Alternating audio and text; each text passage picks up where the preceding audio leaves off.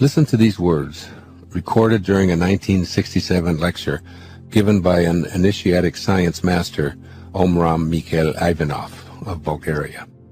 Quote, "The Creator has planted within every creature a fragment of himself, a spark, a spirit of the same nature as himself, and thanks to this spirit, every creature can become a creator.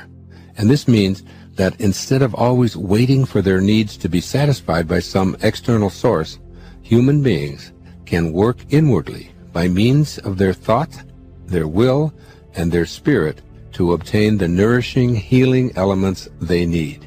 This is why the teaching I bring you is of the Spirit, of the Creator, and not of matter."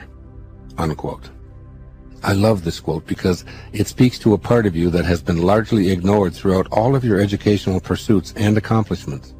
The key words here are a fragment of himself, a spark that lies within you, but has largely been left unexamined. This is a great image for you to begin to understand the greatness of your higher self. There is a spark of God within you that is the invisibleness I've been alluding to. It is that which you cannot grasp with the senses. It beats your heart, it grows your hair, and it keeps your lungs breathing in and out. You've become accustomed to taking it for granted while putting the major focus of your life on the physical, that is the unreal part of you. My objective in this chapter and the next is to inspire you to recognize that a spark, a tiny fragment of the creative source of the universe, is located within you, and to help you increase the power of that spark so it becomes the primary force in your everyday life. Review the first chapter and affirm your willingness to change your concept of yourself to help you recognize and increase that spark. Then dedicate yourself to exploring this higher self that I'm talking about. Your higher self is that spark, but a spark is an infinitesimal portion of your physical being. If you weigh, say, 150 pounds, that spark weighs maybe 1/100th of an ounce or 1/1,000,000th of an ounce. This is only a symbolic image because the spark is unchanging. But I'm encouraging you to conceptualize that spark of God inside of you. Imagine it growing to double its size, then a tenfold spark, then maybe a shred, then a segment, then a chunk, then a lump, then a piece, then a section, and just perceive that spark of God as the real you becoming visible through your loving and inviting attentiveness until you feel the sacred presence of your higher self as the guiding light of your life. Ultimately, as I'll talk about later, it will overtake the you that's been dominated by an ego and your sensory apparatus. That former speck of a spark will become the foundation of your life. You might conceptualize this former spark as a sacred light inside of your head that is the same size as your brain. Now you've had a big piece of God to assist you in attaining a status wherein the fulfillment of your wishes becomes a no-brainer, or perhaps you'd call it a new-brainer. This new brain is comprised exclusively of infinite God energy. In order to accomplish becoming an almighty being, your higher self, that is God, must be enlarged from a spark to a more meaningful portion of your essence. Since you are a piece of God, and therefore have that within you, you needn't doubt your own divinity. As Jesus reminds you in the New Testament, "Is it not written in your law, I have said, you are God's?" That's from the book of John 10:34. As a growing spark of God, you must be willing to say, that portion of myself that has not edged God out, that is ego, must be perfect. It is all-knowing and it is almighty. There is nothing that this higher self, that I am, cannot accomplish. Once again, let's look back at something Jesus told us. Quote, "With God, all things are possible." That's in the book of Matthew 19:26. All things are possible leaves nothing out. As my teachers in the initiatic sciences frequently reminded me, this higher self, that portion of God that is us, only begins to notice us and give us the attention we crave when we enlarge it from a tiny spark and invite that energy into our life. Your awareness that God isn't something external to you, but rather a portion of yourself, is truly a giant step in your spiritual evolution. You can tell yourself with genuine knowing, I am perfect. All forms of I am have tremendous significance. God no longer resides outside of you and no longer plays favorites. In short, you've revised humankind's image of a God created in its own egoistic idea of itself. A God who knows how to heal, yet withholds healing from some and offers it to others who are presumed to have paid some kind of dues. A God who is angry. A God who gives humans the pleasure of sexuality, but promises to burn in hell those who don't follow rules devised by other humans. A God who gives us eyes and remains invisible, but threatens damnation for those who don't believe in him.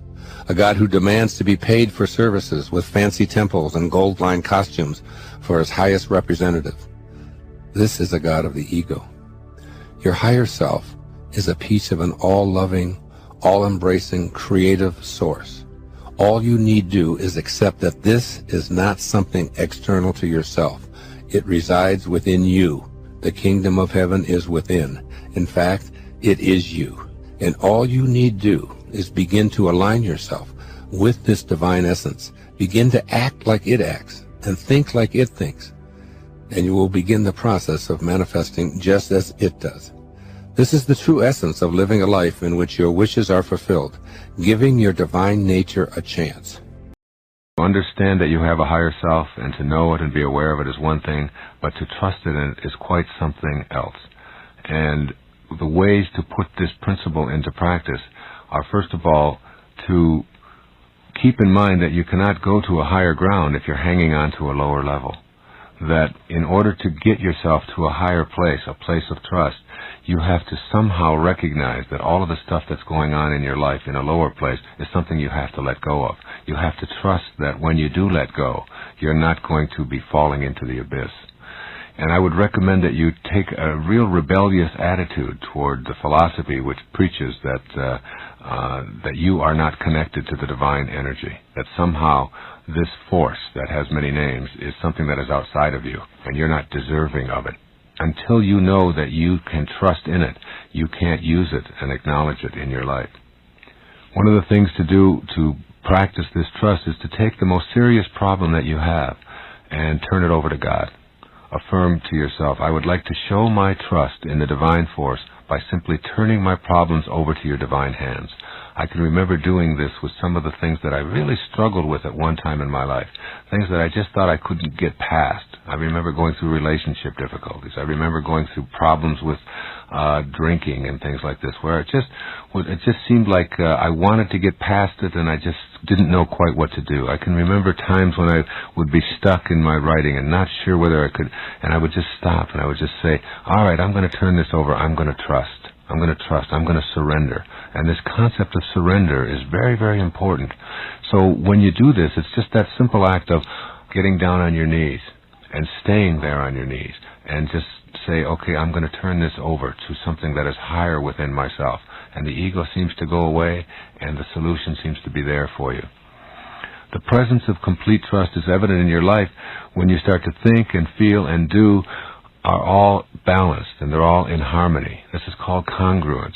If you're congruent, your thoughts and your feelings and your behavior are all in harmony. If you're incongruent, you have one thought about, gee, I'd like to be able to do this, but then you feel another way about it, and then you act in a completely different way. And this is the cause of most of the struggles in our life, and it's also the thing that impedes the free flow of the divine force into your life.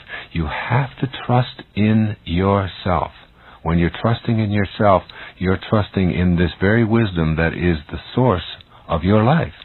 And when you are congruent within and are feeling congruent, you are also beginning to act congruent. So work on congruency and look at the areas in your life in which you feel yourself to be incongruent.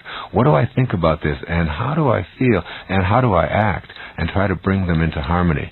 And you'll start accessing this trust that is absolutely essential to the manifesting process. And of course, as always, you have to begin a meditation practice of contemplating the supreme principle which is beyond the pettiness of this world. And as you meditate and go within and you make conscious contact with God, God isn't something that you know about any longer. God is something that you know directly and personally. And once you have this direct conscious contact, this knowing, then trust is not anything that you'll ever have to work on again. You'll have the knowing, you'll have banished the doubt. In your silent moments of prayer, I would recommend that you're not afraid to ask for help, because what you're asking for is a more direct communication and dialogue with God, which is, of course, a part of what you are already in the first place. So that God is not this giant vending machine in the sky who's dispensing goodies to you, but God is a part of you that you are in dialogue with, and you ask for that, and you'll find yourself achieving it. I'd also recommend that you practice a 2 or 3 day regimen of just having unconditionally loving thoughts and nothing else towards one particular person in your life, whoever that might be, maybe one of your children or your in-laws or one of your spouse, or maybe someone you're struggling with or having a difficult time in communicating. And just practice, say, for this day and this day only, I am going to practice everything, no matter what they say or how they say it, I'm just going to respond internally with unconditional love. I'm not going to allow any negativity there. And watch how that relationship changes.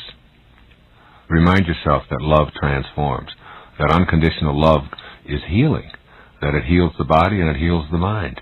And if you have this kind of approach to your life and don't put conditions on it, then you'll find yourself feeling much more peaceful, and you'll sleep better, and you'll enjoy your friends and neighbors more, and your prosperity will increase, because unconditional love is the same as having peace within yourself.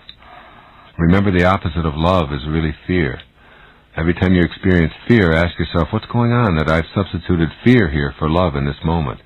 And the fear that we have that we're not complete, or that we're alone, which is the number one fear that all human beings seem to suffer from, is that the fear of being alone. Once you've transcended that fear of being alone, you begin to recognize you're never alone. You always have divine guidance. You're always connected to this divine principle that is universal. That means it's everywhere, which means there's no place that it's not, which means, of course, that it's within you. So you substitute that fear when you accept unconditional love into your life. It goes away. I want to read you just a few things from the Wahoo Ching, and this is all about meaning. Dissolving the mind is a matter of not doing. Simply avoid becoming attached to what you see and think. Now, this is one of the most important lines in the Wahoo Ching. Relinquish the notion that you are separated from the all-knowing mind of the universe. Relinquish the notion that you are separated from the all-knowing mind of the universe, which is what I spoke about with the ego. You've got to relinquish that idea. The all-knowing mind of the universe, God, is not only something that you are connected to, it is something that you are. Carry that inner vision around. The idea that you could somehow be separated from God is a complete and total illusion. Then you can recover your original pure insight and see through all illusions. Remember, because clarity and enlightenment are within your own nature, they are regained without moving an inch. This is really powerful. I always go back to remind myself of that. Because clarity and enlightenment are within your own nature, they are regained without moving an inch. Now here's the big kicker from the Wahoo Ching. If you correct your mind, the rest of your life will fall into place. That is, all of your addictions, all of your overweightedness, all of your poisons, all of your pain, if you correct your mind, everything else will fall into place. The 23 pounds that I took off in 29 days, I attribute to not eating sugar, and I wanted to talk about that here when we talked about returning to your original nature. I think it's because I corrected my mind. See, if you correct your mind, that's when you know when you're over an addiction. One of my favorite people that I've come to know is President Reagan's daughter, Patty Davis. You knew it wasn't the others, didn't you? Those of you know about it. I mean, she's the scurvy elephant. And she was a cocaine addict, severe. And she wrote an essay in Newsweek magazine about how she quit cocaine. And she said she tried everything. She tried not disappointing herself. She tried not disappointing her father, who was the President of the United States. She tried not disappointing her mother, but her mother was always disappointed in her, she said. And then she said, I finally got to a place in my life, and that was the conclusion of it. And I took this out and I sent it to my daughter, who has struggled with drugs, and she read it to everybody in the unit that she was staying in at the time. She said, I finally decided that I no longer wanted to disappoint God. Now remember, I'm not talking about God in a religious context here, in the sense of this is a specific religion that has been handed to you. She might just as well have said, I no longer wanted to disappoint the highest place that I am, my highest self. I didn't want to stay misaligned any longer. And by realigning herself with her God nature and realizing that you can never be separate from God, from your source, from your divinity, and relinquishing that idea of your separation from it, by doing that, you correct your mind. And as you correct your mind, that's like when we were talking about the sugar thing, if you correct your mind about that, this is going to be really easy. And as you do that, it's not like I'm tempted, but I'm not going to. It's like the temptation is gone because you're home. You're back home. You're in the place of well-being. Make me an instrument, if you want to pray, of thy well-being. And of thy well-being. That from which I originated. Okay. So, more important than that, if you correct your mind, the rest of your life will fall into place. This is true because the mind is the governing aspect of a human life. If the river flows clearly and cleanly through the proper channel, all will be well along its banks. The integral way, the way of meaning, depends on decreasing, not increasing. To correct your mind, rely on not doing. Stop thinking and clinging to complications. Keep your mind detached and whole. Eliminate mental muddiness and obscurity. Keep your mind crystal clear. Avoid daydreaming and allow your pure, original insight to emerge. Quiet your emotions and abide in serenity.